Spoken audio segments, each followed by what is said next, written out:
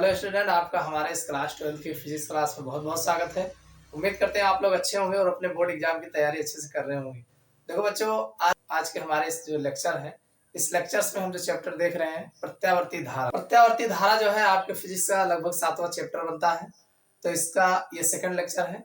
और इस लेक्चर्स में आज हम एक ऐसे टॉपिक को लेके आए हैं जो आपके बोर्ड एग्जाम में कई बार पूछा गया है और काफी ज्यादा पूछा गया है। आज का हमारा जो इम्पोर्टेंट टॉपिक है वो है प्रत्यावर्ती धारा का वर्ग माध्य मूल मान का व्यंजक स्थापित कीजिए।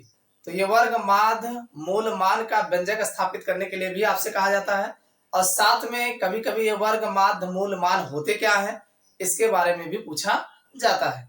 तो चलिए इसका व्यंजक कैसे स्थापित करते हैं और ये होता क्या है इसको अच्छे से समझ लेते हैं।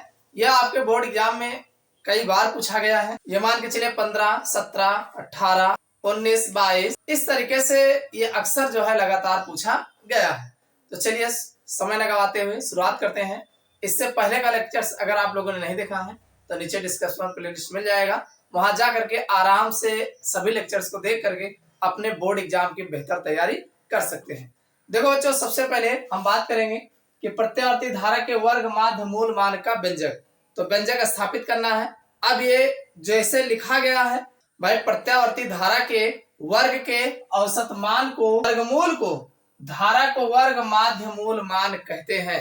देखो इसको ऐसे कहा जाता है कि आई भाई आई जो होगा RMS बराबर अंडर रूट, ये वर्गमूल हो गया और ये आई हो गया और ये बार हो गया और ये इसका स्क्वायर हो जाएगा, वर्ग रहेगा ना।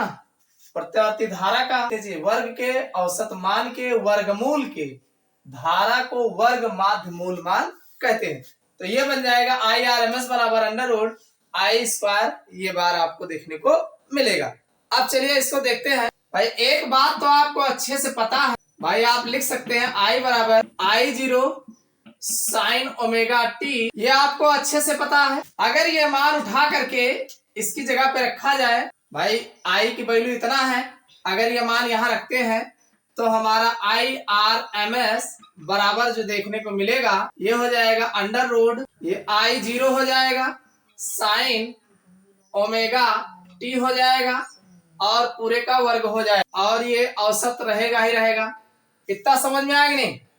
आप ध्यान समझिए, जैसे I बार स्क्वायर लिखा है, अगर I बराबर I0 साइन ओमेगा टी हमें मालूम है, अगर ये मान I की जगह पे इतना उठा के रखेंगे तो इतना आ जाएगा, इसमें कोई दो राय तो है नहीं। अब इसको और ठीक करेंगे तो IRMS बराबर ये under root by I0 square ये हो जाए और फिर साइन ओमेगा, ये साइन स्क्वायर हो जाएगा, ओमेगा टी रहेगा ही, ये हमने इसको बाहर कर लिया। एक चीज आपको अच्छे से पता है, कास to theta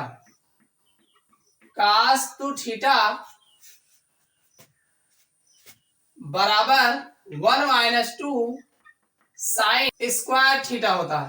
1 - 2 sine square theta. तो आप जानते हैं साइन स्क्वायर थीटा बराबर 1 - cos 2 थीटा अपॉन 2, ये भी होता है, ये भी आपको मालूम। तो अगर हम यहाँ पे जो साइन स्क्वायर ओमेगा टी लिखा है इसकी जगह पे अगर इसको रखेंगे तो हमारा IRMS बराबर अंडर रूट I0 स्क्वायर तो रहेगा ही, साथ में ब्रैकेट में 1 - का 2 ओमेगा टी अपॉन 2 हो जाएगा। इतना कोई दिक्कत नहीं है भाई, साइन स्क्वायर ओमेगा टी, वैसे यहाँ पे साइन स्क्वायर थीटा हो गया तो इसकी वैल्यू इतना है तो ये इतना आ जाएगा। तो अब यहाँ पर एक पूर्ण चक्र के लिए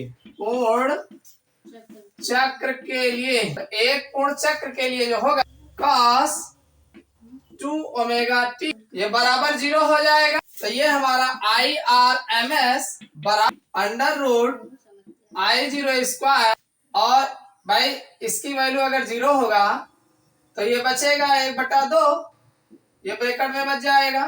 तो इतना समझ में आएगा। एक काम इसको कर सकते हैं, IRMS बराबर इसको आप बाहर कर लीजिए तो I0 बाहर हो जाएगा अंडर रूट, ये 1/2 बचेगा। इसको और ठीक करोगे तो IRMS बराबर भाई ये ऊपर I0 रहेगा ही, ये बटे में 2 आ गया है तो ये अंडर रूट 2 हो जाएगा। ये √2 जो है भाई, ये ऊपर एक रहेगा ही रहेगा, √2 होगा तो ये इतना आ जाएगा। यही हमें सिद्ध करना। देखो ध्यान सुनिए, प्रत्यावर्ती धारा के वर्ग के औसत मान के वर्गमूल को धारा को वर्ग माध्य मूल मान कहते हैं। पहली बात तो ये जो कहा गया है इसी के अनुसार ये लिखा गया है। IRMS बराबर, पहली बात तो वर्ग है, औसत मान है और √ वर्गमूल है। तीन बातें इसमें आपको देखने को मिलेगा, एक वर्ग है, एक औसत, ये जो पाई खींचा गया है, और √ लगाया गया, वर्गमूल है। समझ में आ गया नहीं? तो वही कहा गया कि प्रत्यावर्ती धारा के वर्ग के औसत मान के वर्गमूल को धारा को वर्ग माध्य मूल मान कहते हैं। तो IRMS बराबर √I, ये और इसका वर्ग हो जाएगा और ये औसत हो जाएगा। इतना आप समझ गए? तो इतना आप लिखेंगे। तो एक चीज जानते हैं, I बराबर I0 sin ω t होता है, ये आपको अच्छे से पता है। तो यह यहाँ I लिखा है, यहाँ इसको उठा के रखेंगे तो हमारा ये बन जाएगा। कुछ नहीं, इसी की जगह यहाँ पे उठा के रख देंगे। रखने के बाद इसका भी वर्ग होगा, इसका भी वर्ग होगा, आराम से वर्ग कर देंगे। वर्ग करने के बाद एक चीज अब जानते हैं, cos2 थीटा बराबर 1 - 2 sin स्क्वायर थीटा होता है, ये आपको अच्छे से पता है। हमें यहाँ sin स्क्वायर थीटा को हटाना है, sin स्क्वायर थीटा को हटाना है, तो 1 - 2 sin स्क्वायर थीटा होता है और sin स्क्वायर थीटा बराबर 1 - cos2 थीटा/2 होता है। तो यहाँ पर sin स्क्वायर थीटा जो ये लिखा है तो sin स्क्वायर ω t लिखा है, तो इसके जगह पे ये बन जाएगा हमारा, इसी के आधार पर ये बन जाएगा। समझ में आ गई नहीं? और जब ये बन जाएगा तो एक पूर्ण चक्र के लिए बराबर 0 होता है। तो अब यहाँ पर ये जो आपने बनाया है, अगर गौर से देखा जाए तो भाई इधर वाला 0 हो जाएगा, 1/2 ये तो बचेगा। अगर यहाँ 0 रख दें 1/2 ही तो बचेगा, तो यहाँ 1/2 हो गया और इसमें ये बाहर है ही है, इससे कोई दिक्कत ही नहीं। अब ये जो बाहर है वर्ग है, तो वर्ग वाला बाहर हो जाएगा, वर्ग हट जाएगा इसका। और वर्ग हटने के बाद ये क्या बचा, √1/2 बचा। √1 का भाई इसको आप √1/2 है तो √1 √2 बटे में हो जाएगा। तो अब √1 का मतलब क्या, कुछ नहीं, एक है।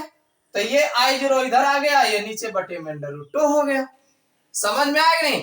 तो इस तरीके से IRMS बराबर I0/√2 ये जो है फार्मूला निकल के आता है। समझ में आया कि नहीं?